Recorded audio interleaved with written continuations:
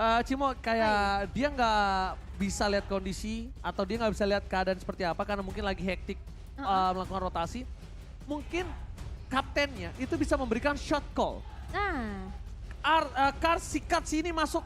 Nah, maksud aku kayak karena secara tidak langsung dia tuh tadi kasusnya pakai Benedetta yang bisa memotong rotasi, sangat bisa mengendorkan permainan dari Aura Fire. Kenapa?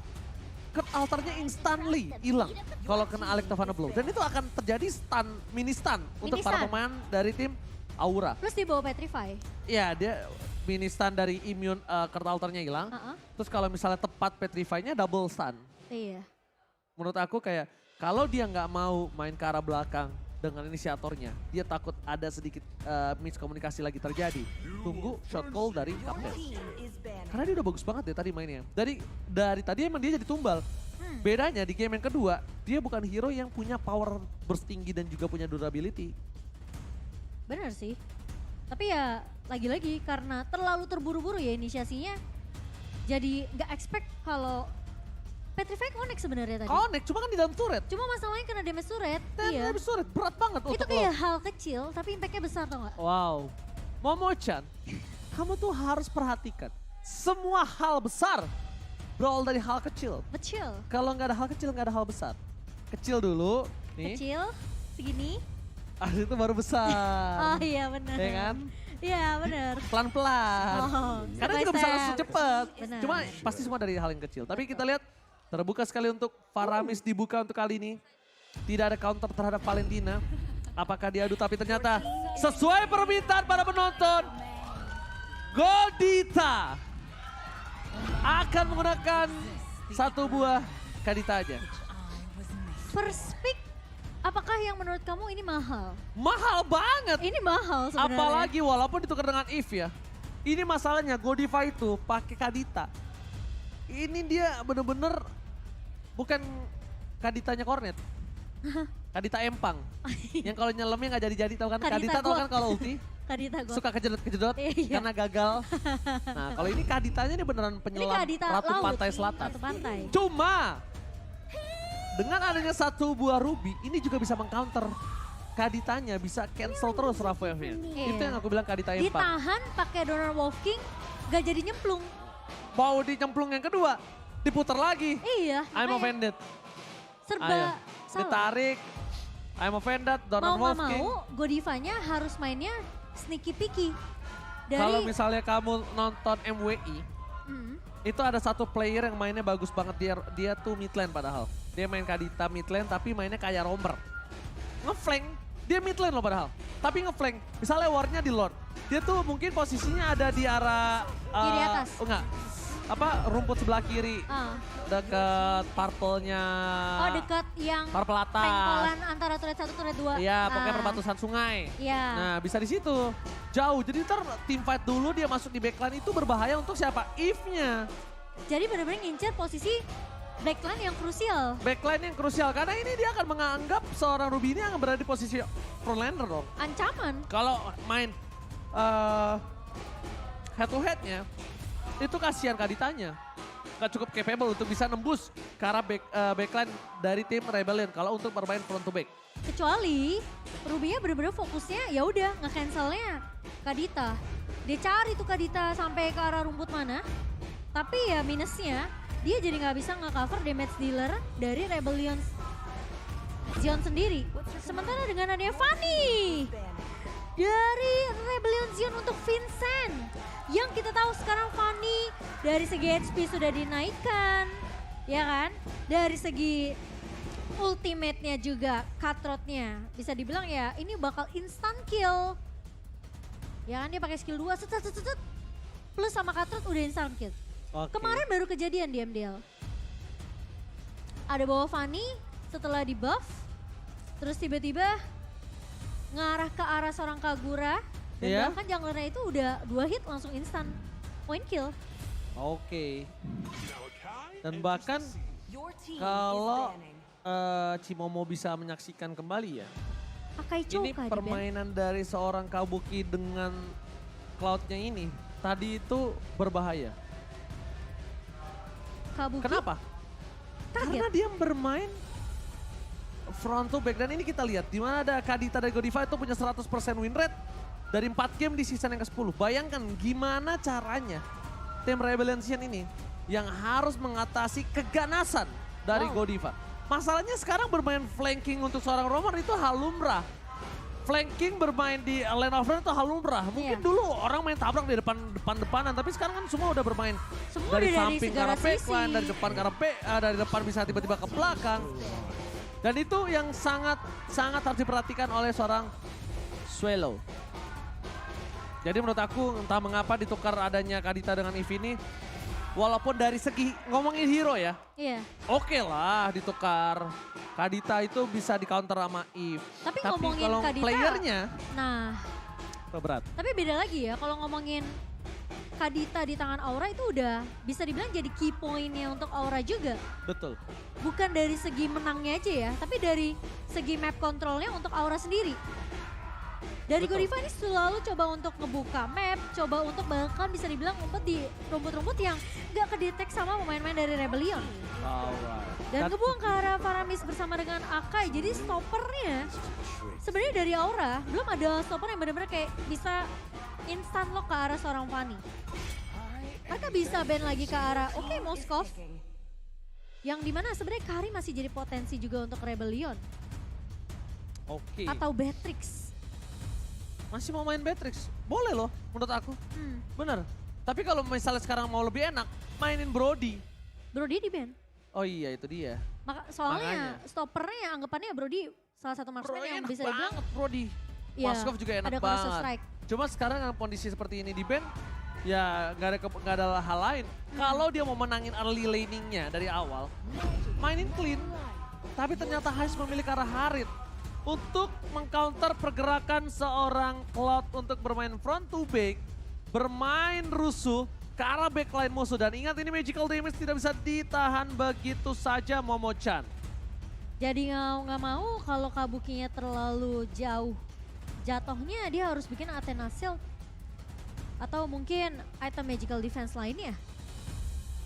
Dan kalau lihat dari segi draft kali ini, dengan adanya mid lane yang belum terdeteksi dari seorang Aura, dan dia harus siap untuk bisa mengcounter Haritnya. Karena ini kemungkinan besar akan Parsha, tapi Parshanya ini akan tercounter dengan adanya Harit loh. Aku bilang, dia akan potensi ke arah Parsha, tapi Parshanya akan tercounter dengan Tapi adanya Harit. menurut aku lebih mikir Aura mereka bisa pick Xavier. Enggak, menurut aku dia akan pick Farsha. Karena kalau dia Farsha ini setidaknya dia harus nunggu gimana caranya Zaman Force keluar di mana tempat itu Zaman Force. Dia bakal langsung reset position. Dia baru buka Feather Strike. Jadi Feather Strike ini kondisi yang dia miliki adalah tidak boleh dibuka di early. Tidak boleh dibuka terlalu cepat. Di early, pokoknya aku nggak bilang terlalu cepat. Kita anggap waktunya timingnya pas, tapi nggak boleh dibuka selama kondisi satu, Fanny belum keluar cutthroat. Kedua, Ruby belum terdeteksi posisinya. Ketiga, Heist belum tahu akankah dia ngebuang Zaman Force-nya kemana. Karena kalau tiga kondisi ini belum terbuka dan udah ada Feather Strike, kemungkinan besar ini akan dipegang tim fight-nya oleh tim dari Rebellion. If zaman now nggak harus pakai real world manipulation untuk melakukan pick off. Spamming aja, Void Crystal, Void Blaze-nya, spamming. Sampai nanti posisinya dia terbuka untuk real world manipulation, baru dia buka. Jadi anggapannya menunggu ultimate atau resource skill dari Rebellion Zion habis dulu. 3, Ruby, Harit, satu lagi Oh, Fanny tadi, Fanny. Cutthroat. Ya, Yes. karena itu sangat instant kill banget Iya, terhadap seorang Parsha. So ini dia di game yang ketiga. Akankah Rebellion kembali dengan kemenangan one-sided-nya atau Aura Fire yang akan membalikan game ini dengan reverse sweep. Go to the land of dawn with Momo-chan and Ranger Bronze. Oke, dan kali ini dengan keberadaan yang dimana purple buff harus banget untuk seorang Fanny di cover dengan sangat amat baik untuk Rebellion Zion. Dan Ujian Narko bersama dengan Swallow melakukan clear dengan cukup cepat di sini. Di area midnya benar-benar tidak diberikan kesempatan untuk Facehugger dan Godiva untuk menyentuh ke arah purple-nya. Malah Rebellion mereka bisa untuk melakukan counter balik ke arah purple dari tim Aura Fire. Yes, bener banget. Dan ini akan membuat seorang Godiva juga bakal coba ditumbangin dengan first blood di arah jungle-nya. Momochan memaksakan poking damage kembali dari seorang Wijanarko mundur ke arah belakang. Dan Flicker mau tidak mau dikeluarkan begitu saja. Tapi lihat arah Vincent yang berhasil mendapatkan satu buah retribution. Mundur ke arah depan, tidak memiliki cutthroat dan bahkan secara tidak langsung Vincent melakukan sedikit distraksi dengan adanya pergerakan dari Hai yang harus reset sebelum menuju ke arah turtle yang selanjutnya. Dengan Esmeralda juga ya yang dipick oleh Rebellion Zion di sini. Yang kita tahu memang Esmeralda ini semenjak Dominance Ice sudah tidak ada cooldown reduction. Ini yang ngebuat Esmeralda tentunya yang dulunya ini benar-benar kayak wah item dia Dominance Ice lalu ada buku juga. Ini yang ngebuat dia tentunya bisa nge-spam semua resource skill yang dimiliki sama Esmeralda. Tapi kali ini Esmeralda yang kemarin semenjak ada sedikit perubahan juga. Di buff dari segi magical damage dan juga pengurangan cooldown. Ini yang membuat tentunya pemain-pemain dari Rebellion Zion mereka lebih pede. Oke, menuju ke arah satu buah turtle. Kars akan mencoba membayang-bayangi pergerakan dari seorang Hai. Ini adalah salah satu hal yang cukup membuat Hai berpikir dua kali untuk bisa menuju ke arah teamfight. Pada serta dibuka, tidak ada cover, Wichan akan ditumpahkan. Tepakan, Hai bergerak bebas untuk mendapatkan satu buah retribution. No power retribution, Wall tengah dikeluarkan, dapatkan Castle menuju ke arah seorang Hai. Terlalu terburu-buru, mundur ke arah belakang dan Godiva menutup pergerakan Swallow. Ini aku bilang, ketika seorang Kadita dibandingkan dengan seorang Eve, sama-sama oke, tapi kondisinya ini seorang Godiva yang pakai Godita. Ratu Pantai Selatan. Raja Pantai Selatan. Oh iya salah lagi. Dan bahkan sekarang kan efek airborne ini udah memberikan stun singkat ya. Jadi kemungkinan besar yang kena knock up airborne ini ya udah pasti bakal sedikit terhenti langkahnya ketika terkena efek tersebut. Dan lagi-lagi Godiva yang aku udah bilang selalu muncul dari area rembutan yang tidak terdeteksi oleh pemain-pemain dari Rebellion Zion. Memang mereka lebih berfokus untuk numbangin Facehugger terlebih dahulu, tapi mereka lupa keberadaan dari Godiva ini tidak terdeteksi tadinya. Ya sudah pasti, kalau dia main front to back udah kayak tadi first blood. Pokoknya jangan sampai Udah, dia ketahuan posisi. Nge-flank aja, nge-flank di mana posisinya nggak berada dan kalau bisa dari seorang Kadita itu nggak boleh nge-cover Facehugger.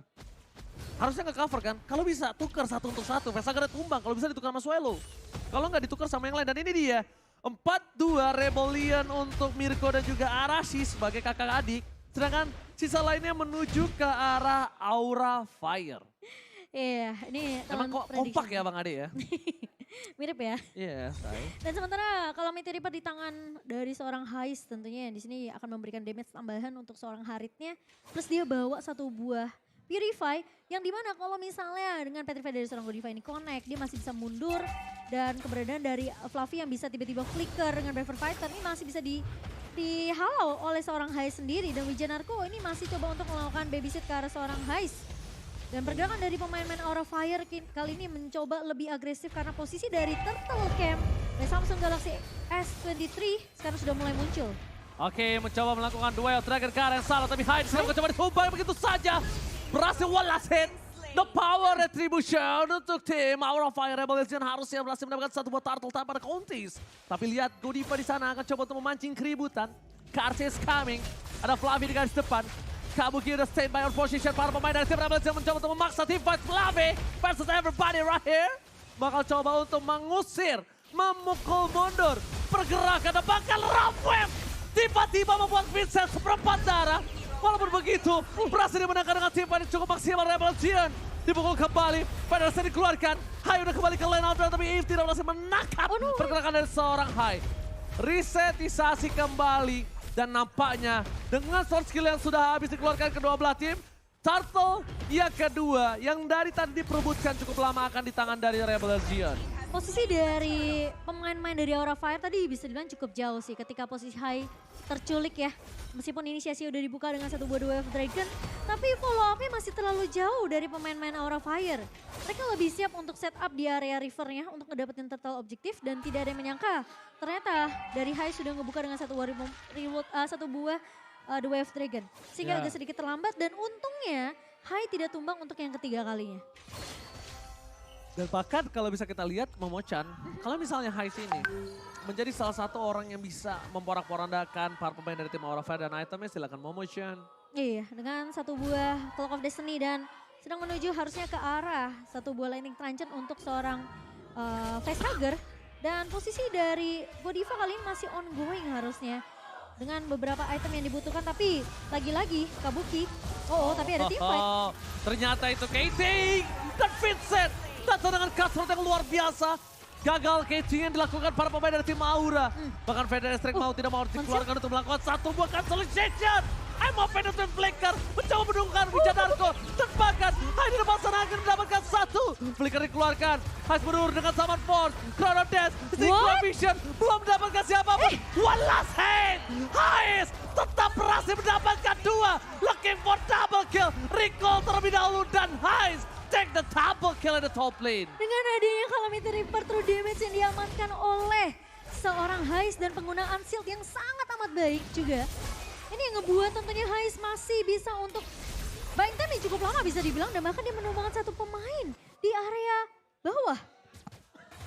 Wow, dan bahkan bisa dibilang ini dengan adanya satu pemain yang berhasil untuk mundur terlebih dahulu juga tadi dari Rebellion Zone membuat pemain-pemain dari Aura Fire mereka nggak bisa dapetin siapapun. Anggapannya jadi kerugian. Dan fun fact tentunya by Grab yang dimana Ruby dari Wijanarko ini memiliki win rate 71,43% dari 7 game di season 10. Kita Itu tahu dia yang aku Wijanarko bilang. ini salah satu pemain yang benar-benar terlihat gemilang banget di season ke-10-nya. Itu yang aku bilang dia power banget dengan pergerakan dari Ruby-nya.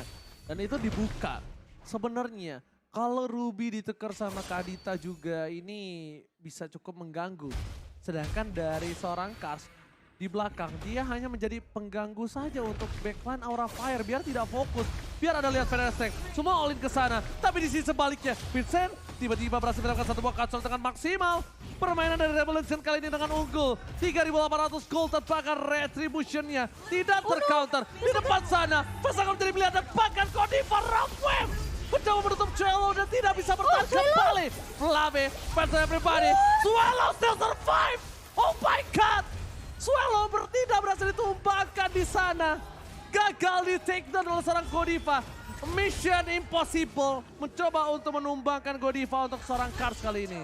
Dan posisi dari seorang Kars ini cuma nge-cover pemain-pemain dari Rebellion Zion dan bisa dibilang ya dia datang muncul di saat teman-teman Rebellion Zion harus mundur aja. Gak terlalu overcommit, hanya memukul mundur pemain dari Aura Fire dan Swallow masih bisa survive dengan backup yang baik dan bahkan Vincent. Lihat Vincent-nya, Momochan dengan instant pick up yang dilakukan para pemain dari tim Rebel Zion. Mereka mengungguli dari 6.600 gold difference. Bahkan Godiva tidak dikasih kesempatan untuk bermain. Mundur ke arah belakang. Hais terlalu mendominasi di area gold lane dengan 5 poin kill yang mereka miliki. Dan sepertinya Hai cuma bisa merelakan begitu saja apa yang dilepaskan oleh para pemain dari tim Rebellion Zion. Tidak bisa dibendung kembali. Memaksakan si fighter bottom lane. Mencoba untuk mendapatkan satu buah turret tapi nampaknya mereka akan reset dan kembali untuk kembali menyusun strategi yang mereka miliki. Tidak mau terburu-buru, tidak boleh rushing seperti di game yang kedua. Dan yang tidak bisa dibendung adalah diskon dari Grab tentunya ya. Jadi buat teman-teman yang mendukung tim favorit kamu jangan lupa sambil order Grab ada diskon sampai dengan 26.000 dan kalian bisa pakai promo di grb.to/ampil. Ini khusus untuk pengguna baru ya teman-teman ya. Jadi langsung di scan aja QR code-nya. Oke, Miss Cable, gak ada yang lihat.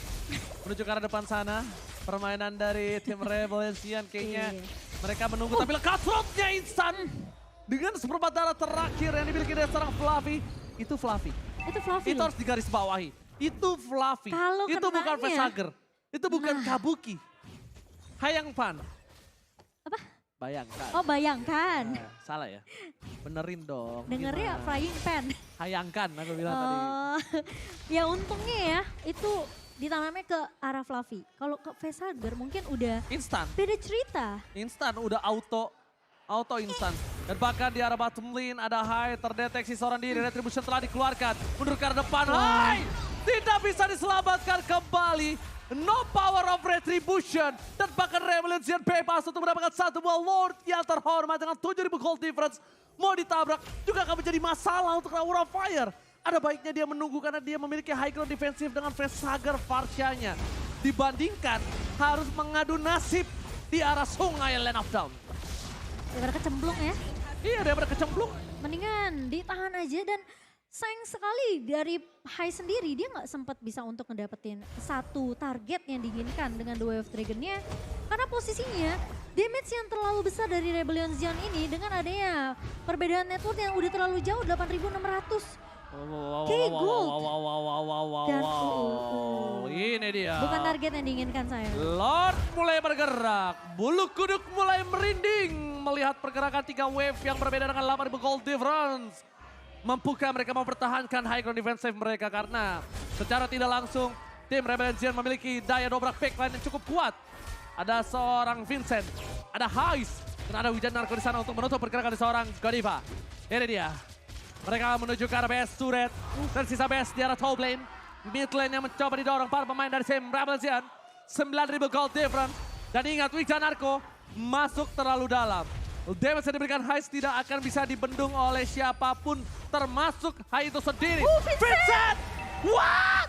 Tiba-tiba datang, Cutthroat dikeluarkan, Islam become my point to Blacker. Berhasil mendapatkan satu poin tambah, tapi di sana Vincent terkena dua Dragon, berhasil diselamatkan. Tapi para pemain dari tim Rebellion Zion, mereka fokus ke Kabuki. Kabuki ter-take down, base-nya terbuka. Ini bencana. Tapi Fluffy masih bergerak, mencoba mempertahankan dirinya. Facehugger masih selamat. Wave minion bergerak, para pemain dari tim Rebellion Zion mereka harus mundur. Mereka nggak punya power untuk melakukan endgame. Kalau mereka memaksa endgame, ini bisa terwipe out untuk diri mereka sendiri. Iya, tapi Vincent bisa datang Ji tiba-tiba. Oh my god, Vincent! Kali ini mencoba untuk memberikan sedikit distraksi dari seorang Heist, fokus ke arah base-nya, dan bahkan Rebellion Zion mencoba memaksakan satu buah point kill yang nampaknya gagal.